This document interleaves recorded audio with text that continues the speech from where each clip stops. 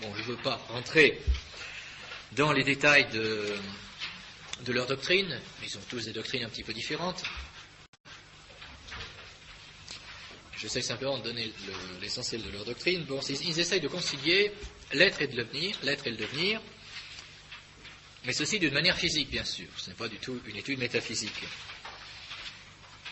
Alors, l'être, eh bien, en ce que les atomes sont immuables, donc il y a des atomes, bon, selon les opinions de même espèce, différentes espèces, peu importe, les atomes sont immuables. Donc, atomes, c'est-à-dire insécables, c'est-à-dire des parties ultimes des choses de la nature. Des parties ultimes des choses de la nature qui ne peuvent pas être séparées, qui sont tout à fait immuables. Et puis d'autre part, eh bien, le mouvement vient de quoi? Eh bien, des positions et des proportions des atomes. C'est-à-dire que les atomes se mélangent les uns avec les autres, se séparent les uns d'avec les autres, et c'est ce qui produit le mouvement dans l'univers, le mouvement des choses dans l'univers. Bon, c'est peut-être de là que vient l'expression atome crochu, je ne sais pas. Et c'est ainsi qu'on peut dire que les choses se transforment les unes dans les autres. Donc, c'est une correction de la doctrine d'Héraclite, en quelque sorte. Voyez. Une correction de la doctrine d'Héraclite, une sorte d'intermédiaire entre Héraclite et Parménide. Mais c'est plutôt héraclitéen dans la mesure où ça reste physique, et l'être, en définitive, n'est pas un être métaphysique, mais c'est simplement l'être des atomes. Alors, il y a différentes, on peut poser la question la dernière fois, mais pour eux, qu'est-ce qui produit, alors quelle est la cause, quel est le principe des mouvements de l'univers et de l'organisation de ces choses? Oh, alors là, il y a différentes conceptions. Là, il y a différentes conceptions, ce n'est pas utile de les voir en détail ici. Notons en particulier, par exemple, que tous n'étaient pas matérialistes, puisque Anaxagore considérait qu'il y avait une intelligence qui était au principe de l'ordre, un nous, le nous d'Anaxagore, une sorte d'intelligence suprême qui gouverne l'univers. Bon. Alors nous en sommes ainsi au début du IVe siècle avant Jésus-Christ. Vous avez donc comme école philosophique principale, eh bien les Ioniens, c'est-à-dire essentiellement Héraclite, le mouvement seulement, les pythagoriciens, les nombres, les éléates, l'être, et les atomistes. Différentes écoles. Eh bien, cela produit en quelque sorte une crise de l'intelligence, une atmosphère de discussion, de mise en question. C'est l'époque également où il y a tout d'abord l'apogée de la puissance politique d'Athènes, apogée de sa puissance politique et économique, ce qui va entraîner un certain loisir, un certain temps libre dans les classes élevées. Je ne parle pas des esclaves évidemment, ni des ouvriers, je parle des classes élevées. Donc du temps libre, eh bien, pour discuter précisément et pour penser. Quand on a des soucis, quand on a du travail, on n'a pas le temps de penser. Quand on a des loisirs, eh bien, on travaille, disons, intérieurement. Et puis, à cette période de prospérité a fait suite la guerre du Péloponnèse, la fameuse guerre du Péloponnèse qui s'est conclue par la capitulation d'Athènes. Et donc, au contraire, une atmosphère de défaite et une décadence intellectuelle et morale. Donc un temps de loisir suivi par un temps de défaite, d'où une décadence intellectuelle et morale, ce qui explique alors que on verse dans la remise en cause des doctrines et des pensées. Et c'est le moment de ce qu'on appelle la sophistique. La sophistique, c'est-à-dire l'époque des sophistes. L'époque des sophistes. Bon, le mot sophiste à l'origine n'était pas péjoratif. Sophiste vient de Sophia, la sagesse. Donc au début, le sophiste veut dire le sage. Et puis par le fait que certains soi-disant sages abusent de leur position et de leur science pour verser dans des discussions, des remises en cause et la satisfaction de leur ambition, eh bien le mot sophiste a fini par être péjoratif. Il y a beaucoup de sophistes, mais les deux plus célèbres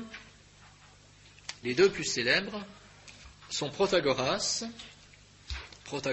mort en 410, et Gorgias, mort en 375, avant Jésus-Christ toujours. Protagoras, mort en 410, et Gorgias, mort en 375. Donc c'est après, bien sûr, c'est après les atomistes, et après, bien après Parménide et Héraclite, bien sûr. Entre 50 ans et un siècle plus tard. Les plus célèbres, Protagoras et Gorgias. En lisant les dialogues de Platon, vous ferez connaissance avec d'autres sophistes. Nous nous attacherons simplement à la doctrine de Protagoras et Gorgias parce que c'est celle qui est la plus représentative. Alors, comment résumer la doctrine des sophistes? 6 doctrines il y a. Eh bien, c'est que pour eux, en fait, il ne s'agit pas de chercher la vérité, de chercher ce que sont les choses. Pour eux, le langage, en fait leur doctrine revient à cela, ce sont des gens qui discutent beaucoup, et en pratique, même s'ils ne l'ont jamais formulé aussi clairement, il apparaît que le langage, pour eux, n'est pas le signe de la chose. Le langage n'est donc pas un signe qui permet d'accéder aux choses, de transmettre la connaissance des choses, de la réalité. Non, le langage est un absolu. Le langage, c'est la chose elle-même qui agit. C'est la chose elle-même qui agit. C'est la chose elle-même qui agit. Autrement dit, le langage est un instrument d'action et de puissance. Le langage est un instrument d'action et de puissance. Voilà, il s'agit d'agir, de convaincre. Le langage, c'est un instrument pour convaincre les gens de ce qu'on veut leur faire faire. Voilà. Il ne s'agit pas de dire la vérité, il s'agit de faire que les gens fassent ce que vous voulez. Bon, par exemple, dans un tribunal, eh bien, le but, c'est pas de dire la vérité, c'est de gagner le procès. En politique, le but, c'est pas de dire ce qui doit être fait en politique. Le but, c'est de gagner les élections. Alors, sur quoi se fonde cette conception et comment l'exprime-t-il? Eh bien, par exemple, en disant que nous ne savons rien et que tout ce qui apparaît est vrai. Tout ce qui apparaît est vrai, tout simplement. Ce qui apparaît, ce que nous voyons, est vrai, c'est tout. Tout ce qui nous apparaît est vrai, donc chaque chose apparaît différemment à des hommes, eh bien ça n'a pas d'importance. Toutes les apparences sont vraies. Tout ce que chacun pense est vrai. Chacun son opinion, autrement dit. Toutes les apparences sont vraies, autrement dit, attention, il ne s'agit pas de défendre la réalité de la connaissance sensible, c'est pas ça. C'est que telles que les choses m'apparaissent, telles elles sont. Voyez. Et puis, ce qu'elles sont en réalité, on ne sait pas, ça ne veut rien dire. Peu importe. Les choses m'apparaissent telles elles sont. Et donc, à un autre, elles vont apparaître autrement. Eh bien, peu importe. Elles sont telles qu'elles apparaissent. L'homme est la mesure de toute chose. L'homme est la mesure de toute chose. L'homme n'a pas à se soumettre à une réalité, et au contraire, c'est lui qui fait cette réalité, parce qu'en fait, on ne sait pas s'il y a une réalité. Par exemple, à propos de Protagoras.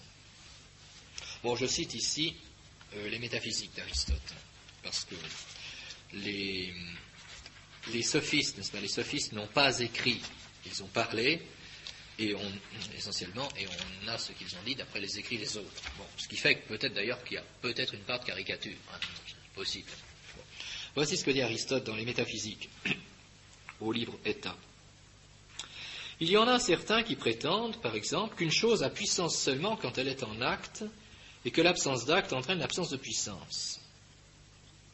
Par exemple, celui qui ne construit pas n'a pas puissance de construire, mais seulement celui qui construit quand il construit, et ainsi du reste. Ce qui entraîne des conséquences dont il est aisé de voir l'absurdité, car il est évident que l'on ne sera pas architecte si l'on ne construit pas, car pour l'architecte, c'est avoir la puissance du construire. Il en est de même des autres arts. Bon, cette explication d'Aristote fait appel à le concept de puissance et d'acte, mais peu importe. Pour les sophistes, donc, l'architecte, eh bien, c'est celui qui construit. Il pense qu'il construit, et puis quand il a fini de construire, il n'est plus architecte, tout simplement. Donc, s'il est impossible de posséder de tels arts sans les avoir, ni appris à un moment donné, ni acquis, et s'il est impossible de ne plus les avoir sans les avoir perdus, alors quand on cessera, on ne possédera plus l'art, mais c'est en deux rechefs aussitôt remis à bâtir, comment l'aura-t-on appris? Bon. Et de même, alors ça c'est une explication plus profonde, mais de manière plus concrète, pour les inanimés, ni le froid, ni le chaud, ni le doux, ni le sensible en général n'existeront hors de la sensation. D'ailleurs, aucun des êtres n'en aura de sensation s'il ne sent pas et n'exerce pas l'art de sentir. Bon, autrement dit, je sens le chaud, donc c'est chaud. Mais s'il n'y a personne pour sentir la chaleur, il n'y a pas de chaleur. Tout simplement. Mais avec des apparences. Bon. Il y a un feu, mais personne n'est là pour se chauffer. Il n'y a pas de feu, c'est tout. De Platon, cité par Platon. Alors, Platon cite Socrate. Tiens, voilà une théorie qu'il est impossible de contredire, que j'ai déjà entendue beaucoup de gens souvent formuler et qui m'étonne toujours. Les disciples de Protagoras en usaient fortement, et d'autres encore avant lui. Franchement, elle me sidère toujours, dire qu'elle détruit toutes les autres thèses, et elle aussi en même temps. Et le principe, c'est de dire, eh bien, que la thèse se détruit elle-même. Une thèse se détruit elle-même. D'Aristote, après ce propos-là, c'est-à-dire que les vérités contradictoires sont toutes vraies ensemble. Si encore les positions qui contredisent le même sont toujours vraies ensemble, il est évident que toutes les choses seront un, seront le même et une trirème et un rempart et un homme, s'il est possible d'affirmer ou de nier quelque chose contre toute chose, ainsi qu'il est nécessaire pour ceux qui adoptent la thèse de Protagoras. Car s'il existe quelqu'un qui l'homme ne semble pas être trirème, il est évident qu'il n'est pas trirème, de sorte qu'il l'est aussi, puisque la contradictoire est vraie. C'est-à-dire que les contradictoires sont vrais en même temps. Voilà. Les contradictoires sont vrais en même temps. Celui-ci disait que l'homme est la mesure de toute chose, ce qui ne veut pas dire autre chose que ce qui semble à chacun est la ferme réalité. Cela étant, il arrive que le même est et n'est pas, est à la fois mal et bien, et de même pour les propositions opposées. Du fait que souvent celui qui est représenté comme beau aux uns apparaît aux autres comme le contraire, le phénomène est à chacun mesure. Bon, donc chacun son opinion. Ce qui est beau pour l'un est laid pour l'autre, ça n'a pas d'importance.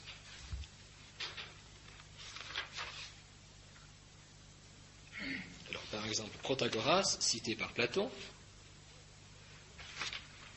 Moi je soutiens que la vérité est comme je l'ai écrit. Mesure est chacun de nous de l'existence de ce qui est et de ce qui n'est pas.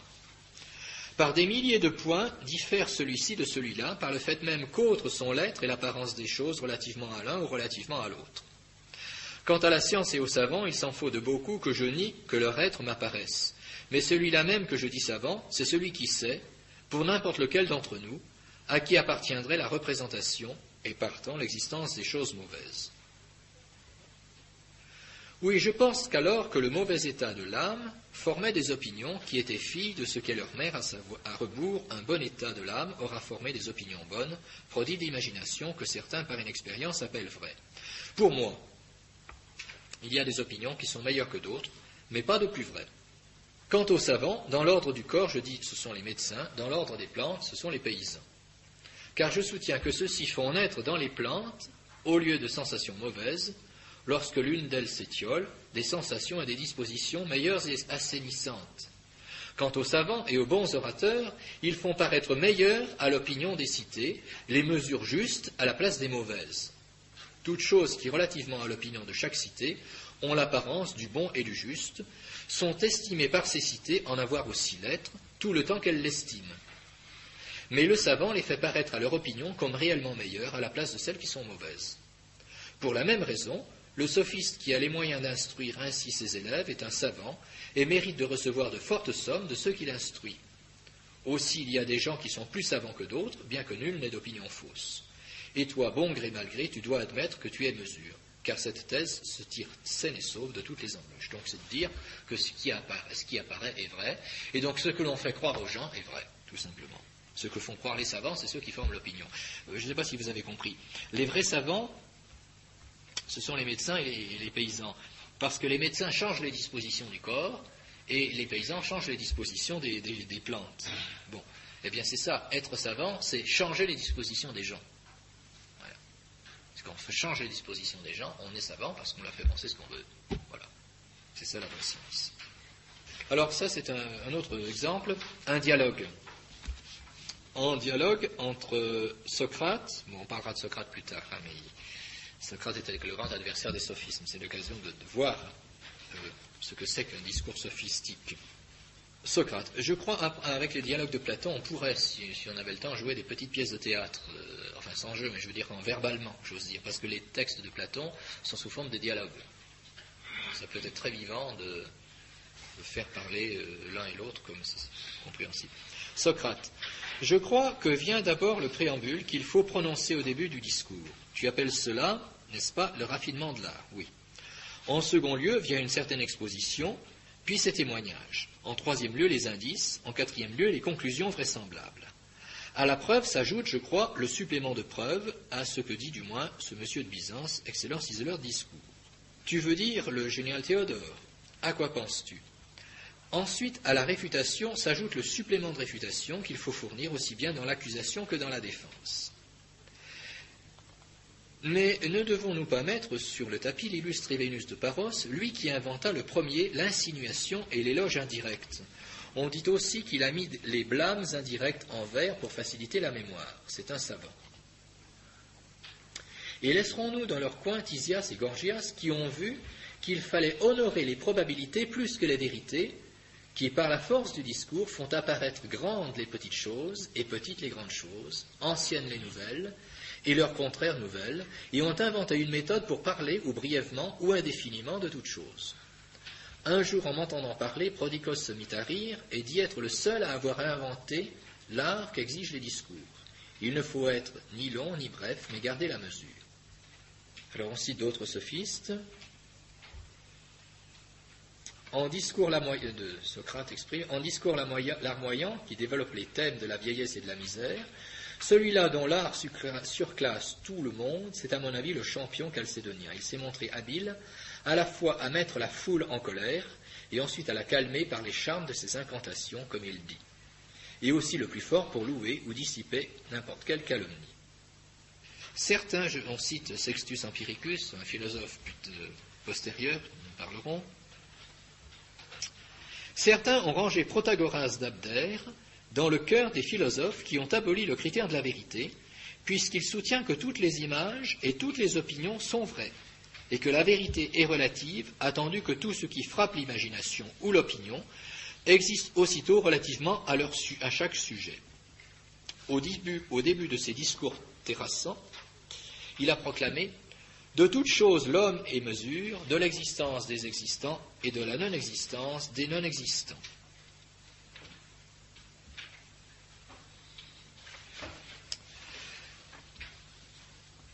Un dialogue entre Socrate et Théète, un autre sophiste. Socrate, tu risques assurément d'avoir dit quelque chose qui n'est pas mince, touchant la science, et qui est celle justement que Protagoras a énoncée. En des termes différents, il a exprimé les mêmes choses. Il déclare en effet à peu près que de toute chose l'homme est mesure de l'existence de celle qui existe et de la non-existence de celle qui n'existe pas. Tu l'as peut-être lu, souvent. Ne dit-il pas quelque chose comme « Telle chacune m'est présentée, telle elle existe pour moi. Telle elle t'est représentée, telle elle existe aussi pour toi. Or, homme, toi et moi, ne le sommes-nous pas? N'arrive-t-il donc pas que le même souffle de vent donne à l'un de nous le frisson, mais pas à l'autre? Que l'un perçoive sur le mode du doucement, l'autre du violemment? Tout à fait. Que dirions-nous alors de ce souffle en lui-même? Est-il froid ou non froid? Ou accorderons-nous à Protagoras le crédit qu'il existe en tant que froid relativement à qui frissonne et non froid à qui ne frissonne pas? Ce semble. Mais par conséquent, il est représenté ainsi relativement à chacun. Oui. Alors, être représenté, c'est être senti, effectivement. Donc, image et sensation sont une seule et même chose pour les températures et toutes les qualités de cette sorte. Telles chacun les sent, telles elles existent d'exister relativement à chacun. Certes, il a dit des choses qui me sont fort agréables, que ce qui semble à chacun, cela existe aussi.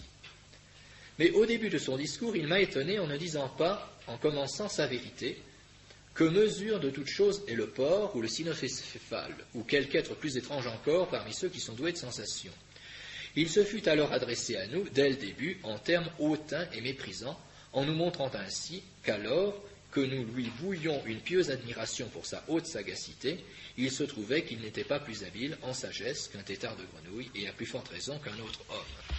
Bon, ça, évidemment, c'est ce qu'on appelle l'ironie socratique.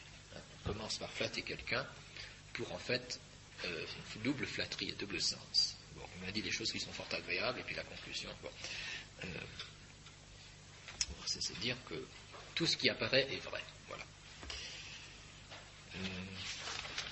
Autre exemple. Alors, il y a une fameuse thèse, mais elle est difficile à comprendre en lecture, mais je vais vous en citer l'essentiel. Une démonstration de Gorgias, qui a été reprise par un Sextus Empiricus pour démontrer que rien n'existe. Démonstration que rien n'existe. Bon. Démontrer qu'il n'y a rien, ni être, ni non-être. Et si l'être existait, il ne serait pas pensé. Et même si on arrivait à penser l'être, on ne pourrait pas le dire.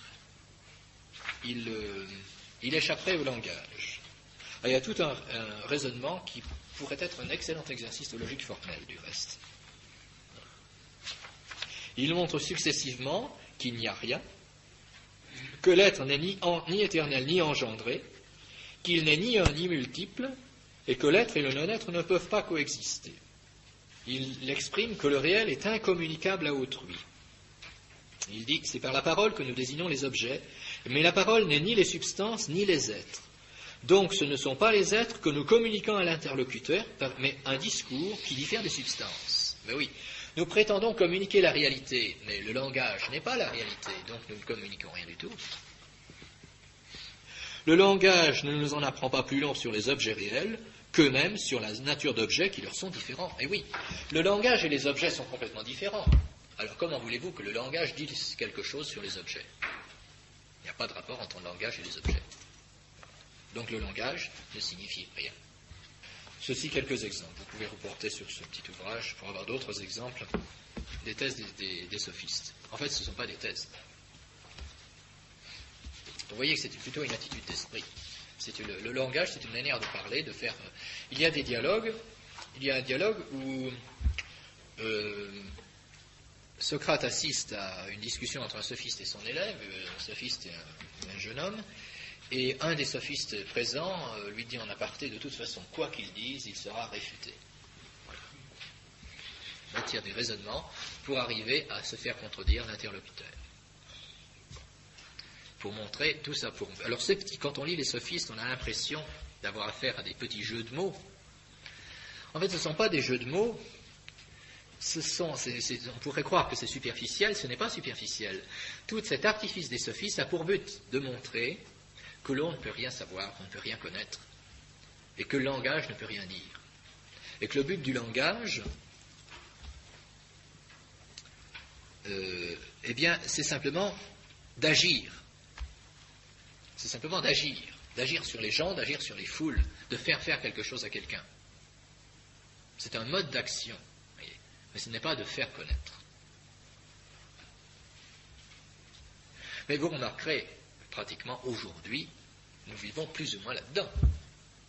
Plus ou moins là-dedans. Nous savons très bien que la quasi-totalité de nos hommes politiques ne pensent pas un mot de ce qu'ils disent, mais qu'ils ont les facilités du langage pour faire voter ou pour faire aboutir à quelque chose. Nous savons très bien que le système de la publicité moderne n'a pas pour but de faire connaître quelque chose, mais de le faire acheter, évidemment. Bon, alors, il y a quand même quelques règles minimales qui font que peut-être que le mensonge publicitaire, et encore, se limite quelque peu, et encore. Nous voyons bien aujourd'hui que beaucoup d'hommes de lettres, beaucoup de soi-disant philosophes, entendent se tailler une certaine réputation, mais qui n'ont pas pour but d'enseigner quelque chose, de dire la réalité. Certainement pas. Il y a même plus profondément des doctrines de logique contemporaine qui entendent considérer que le langage, ou qui entendent exprimer le langage sous forme d'un calcul, mais qui n'entend pas signifier quoi que ce soit. Ce sont des symboles qui ne symbolisent rien. Ce sont des règles de calcul. Dans la logique contemporaine, on donne des symboles logiques qui fonctionnent selon certaines règles de calcul qui sont posées, mais qui n'entendent pas être des signes de la réalité ou d'une pensée réaliste, mais uniquement fonctionnant selon certaines règles de calcul. Bon. On considère que, par exemple, il y a un mode de logique selon certaines règles, et il pourrait y en avoir un autre. Bon, si vous avez fait de la logique mathématique, vous avez certainement utilisé des symboles de ce genre. On peut les utiliser conformément, je dirais, au bon sens. Mais on peut aussi les utiliser d'autre manière.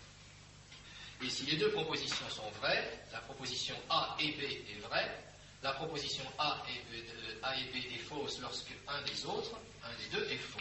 Bon. Je dirais cette manière de faire fonctionner ce symbole correspond au bon sens.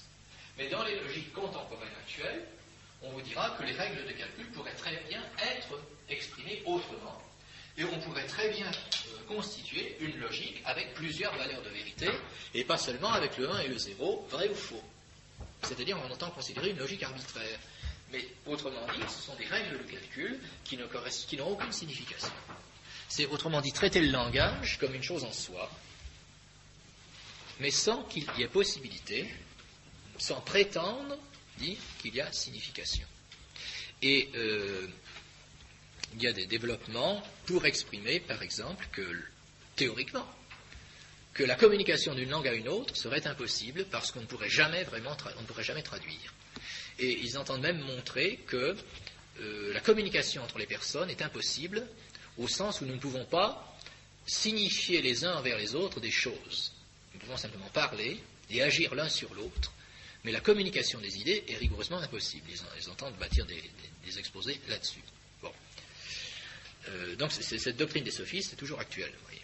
Toujours actuelle, non seulement dans la vie courante, de plus en plus, mais même dans les doctrines philosophiques qui sont à la mode, essentiellement dans les pays anglo-saxons, c'est-à-dire les philosophies qui sont liées plus ou moins, il ne faut quand même pas caricaturer et assimiler tout, mais ce sont des philosophies qui sont plus ou moins liées à la philosophie analytique, philosophie qui a beaucoup de succès dans les pays anglo-saxons et également à Genève. Oui. Pour faire connaître leur doctrine, ils ont bien utilisé le langage ? Ils ont ? Oui, tout à fait. Oui, y a-t-il pas contradiction dans le fait d'utiliser le langage, mais on pourrait répondre qu'il s'agit simplement de détruire. Voyez, il s'agit simplement de remettre en question c'est l'utilisation naturelle du langage. C'est tout. Bon, voilà l'état où on était arrivé, la philosophie grecque, donc au IVe siècle. La sophistique. Donc on peut voir que en quelque sorte, c'est une mort de la philosophie, bien sûr. Une mort de la philosophie. Il ne s'agit plus du tout de connaître les choses. Vous voyez, Héraclite, les atomistes, Parménide, etc., tous ces gens-là, même s'ils se contredisent, sont spontanément réalistes. Ils sont au moins d'accord sur une chose, c'est qu'il s'agit de connaître les réalités des choses. Pour les sophistes, non. Les sophistes, non. Alors bien sûr, il y a un aspect intellectuel, doctrinal, et puis il y a un aspect moral et pratique. Évidemment, c'est la mise en cause de toute valeur morale et la satisfaction des ambitions personnelles, c'est-à-dire que certains sophistes demandaient par exemple des honoraires pour leurs leçons. C'était des leçons d'art oratoire pour apprendre à, je dirais, réussir dans ses ambitions dans la vie courante, tenir de beaux discours, de fêtes. Et bien aujourd'hui, c'est ce qui se passe également. Nous savons bien que les hommes politiques suivent des cours de formation pour arriver à bien se débrouiller dans les controverses. Ça n'a rien à voir avec l'art politique, absolument pas. Ça n'a rien à voir avec la prudence politique, avec une formation d'action politique, absolument pas. Il s'agit simplement de savoir parler et de savoir écraser l'adversaire en trouvant les mots qui conviennent et la manière de faire et le style de personnage qui convient. C'est toute une manière de faire. Mais ce n'est pas de la politique, ce n'est pas de la philosophie, bien sûr. C'est une sophistique actuelle. C'est la sophistique actuelle qui emploie d'autres moyens d'ailleurs que le pur langage. Il y a également toute une technique, toute une manière de s'habiller, de faire les gestes, de se comporter, tout ce qui peut faciliter, je dirais, l'image de marque du parti ou du personnage en question. Et tout cela est lié également avec les agences publicitaires. Un certain nombre d'élections qui sont gagnées grâce à l'habileté des agences de publicité. Bien sûr, donc la sophistique actuelle n'utilise plus seulement, bien sûr, la parole, la simple parole, mais utilise également la musique, et la gestuelle, et puis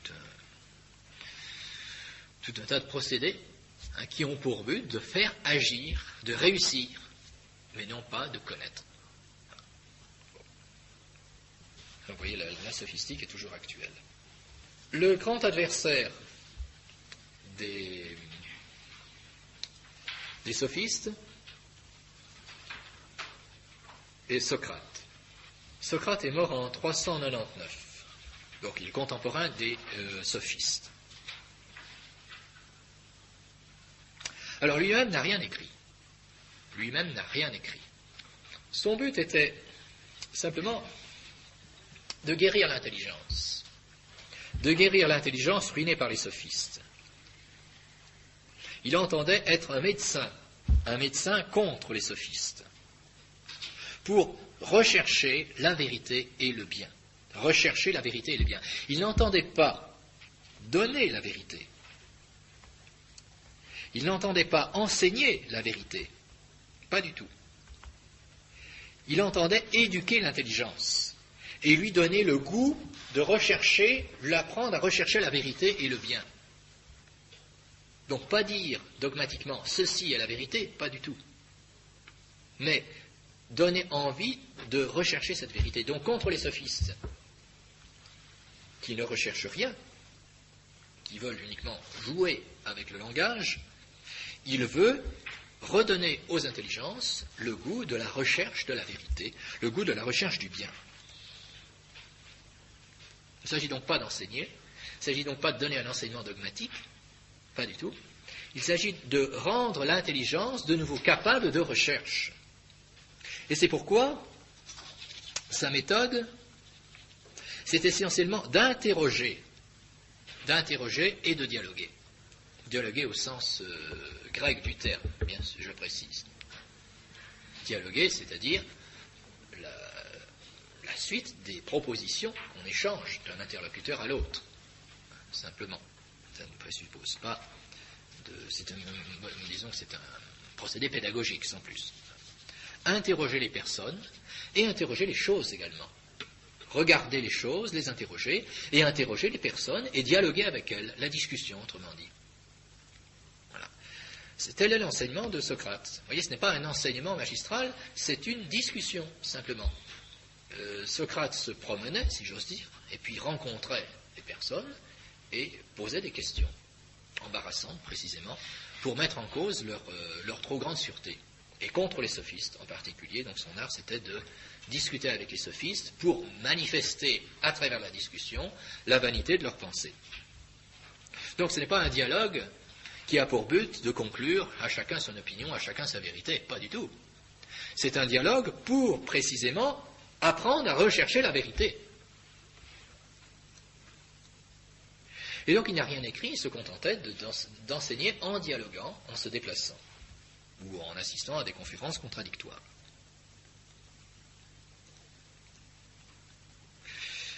Alors, quels sont, de manière plus précise, ces procédés? Il y a bien sûr l'ironie, qui est très connue. L'ironie qui a pour but de réfuter la fausse science. L'ironie qui a pour but de réfuter la fausse science. Ironie, vous comprenez ce que cela veut dire. Je ne vous en donnerai pas des exemples puisqu'il y a un exposé qui est prévu sur Socrate. L'ironie consiste à faire semblant d'approuver et de louer l'adversaire pour manifester en définitive son erreur et son défaut. En disant, bien oui, mais ce que vous dites c'est tout à fait pertinent, nous sommes parfaitement d'accord, et puis développer son raisonnement jusqu'au bout où on arrive à une absurdité. Et on manifeste ainsi que c'est une manière de discours à double sens qui manifeste la vanité de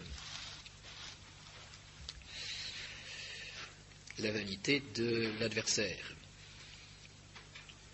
Lorsqu'il s'agit d'une personne de bonne volonté, par le moyen du dialogue, le but est d'engendrer la vérité dans l'esprit de l'interlocuteur, engendrer la vérité, ou plus précisément accoucher la vérité. Le terme est tout à fait précis. C'est-à-dire qu'il considère l'interlocuteur, l'esprit de l'interlocuteur, comme une mère qui doit accoucher un enfant. Et cet enfant, c'est la vérité.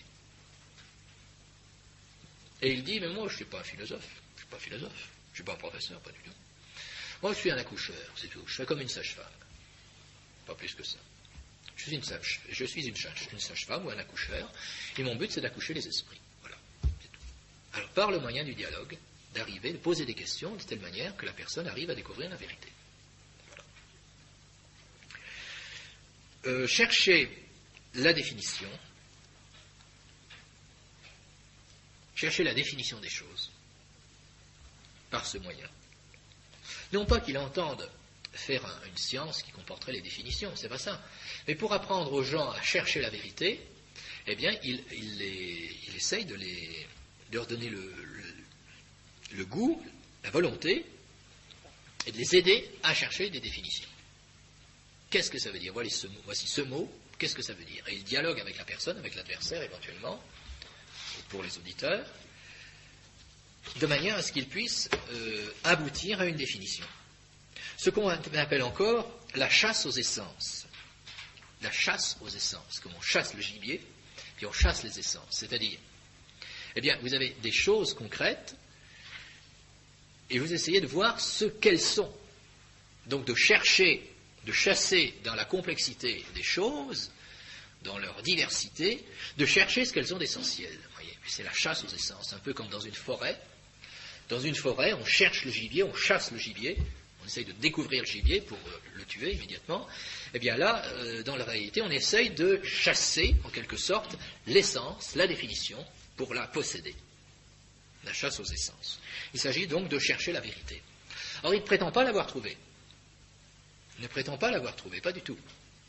Il n'a pas l'intention, et vous ne trouvez pas, absolument pas chez Socrate, d'ailleurs il n'a rien écrit, mais il n'y a pas du tout chez Socrate une doctrine avec des résultats bien précis, bien définis, absolument pas. Il dit, il faut chercher, il faut arrêter de parler pour ne rien dire, arrêter la malhonnêteté intellectuelle pour rechercher honnêtement la vérité. Voilà. Voilà le but de Socrate. Et on peut dire, c'est vraiment, en ce sens-là, c'est vraiment le fondateur de la philosophie. C'est vraiment le fondateur de la philosophie, parce qu'il éduque l'esprit à rechercher la vérité. Nous n'avons pas à retenir de thèse de Socrate, il n'y en a pas. Mais ce que nous avons à retenir, c'est sa volonté de servir la vérité, sa volonté de rechercher la vérité, et puis je dirais sa méthode qui repose sur le bon sens. Mais c'est vrai que il est tout aussi inutile de faire des jeux d'esprit, que d'asséner des thèses, des doctrines, de manière magistrale, sans que l'intelligence de celui à qui on s'adresse ne puisse assimiler et découvrir cette vérité. Donc il faut avoir cette attitude d'esprit de recherche de la vérité, et puis dans l'enseignement, eh bien, il faut discuter avec l'interlocuteur pour lui faire découvrir la vérité. Mais c'est une pédagogie c'est plus qu'une pédagogie du reste, hein, c'est une manière de voir l'esprit humain. L'esprit est fait pour rechercher la vérité, il faut lui faire rechercher la vérité. Toute la différence entre une mémoire, un ordinateur et une intelligence. L'ordinateur reçoit des instructions, des informations, et puis c'est tout. Mais l'homme cherche et découvre la vérité. Donc il faut exercer les intelligences à découvrir la vérité. Mais je dirais que c'est essentiel à tout point de vue. Bon, il y a des choses, évidemment, qui sont des faits et qu'il faut recevoir. Il ne s'agit pas de le découvrir. Tout ce qui est du domaine historique, par exemple, il faut reconnaître ce qui est. Encore, peut-il être utile de rechercher dans les documents. Pour ce qui est du domaine de la foi, là aussi c'est encore autre chose. La foi nous est enseignée par Dieu, par la révélation, c'est entendu. Mais dans la connaissance de la réalité, ce qu'il faut faire, c'est éduquer l'intelligence et découvrir la réalité. C'est pour ça que la formation mathématique est très dangereuse. Parce que comme ce n'est pas que les mathématiques sont dangereuses en elles-mêmes, mais une formation mathématiste, c'est-à-dire une formation qui est centrée essentiellement sur ces sciences, est dangereuse. Pourquoi? Mais parce que ce n'est pas une science du réel. Donc on part de définition. C'est ainsi que c'est dangereux. Ce n'est pas dangereux et c'est bon, en ceci qu'on découvre quand même quelque chose. Il y a un travail de découverte, si le cours est bien fait, il y a un travail de découverte où on doit chercher quelque chose. À ce moment-là, oui. Mais ce qui est le plus important, c'est la découverte des choses. Une science naturelle devrait s'enseigner à partir des choses, de telle manière que l'élève lui-même découvre les choses, exerce son intelligence. Bon. C'est vrai pour les choses de la nature, et ce doit être vrai également pour la philosophie. Bon, ici nous sommes en histoire de la philosophie, donc je dirais, il n'y a pas de question à se poser, il faut raconter l'histoire, c'est entendu. Mais dès qu'on quitte le terrain de l'histoire de la philosophie pour essayer de connaître la réalité, il faut observer et discuter. C'est comme cela que la philosophie doit s'enseigner. Un maître qui enseigne devrait précisément user beaucoup du dialogue. Ce n'est pas un dialogue, je dirais, indéterminé. C'est un dialogue qui a pour but de faire découvrir les choses, plutôt que de les asséner, de les parachuter, si j'ose dire. Voyez. Bon, pour l'instant, nous sommes à l'introduction, il faut bien vous faire connaître certaines choses, l'histoire en particulier, mais pour le reste, pour ce qui est de la connaissance de la nature et de la connaissance de l'homme, il est très important de ne pas poser des thèses, comme le font la plupart des manuels de philosophie, mais au contraire, d'aider l'intelligence de chacun à découvrir par lui-même les choses. Alors, sans doute y a-t-il une tradition philosophique, un certain vocabulaire technique, mais il ne faut pas poser le vocabulaire au départ.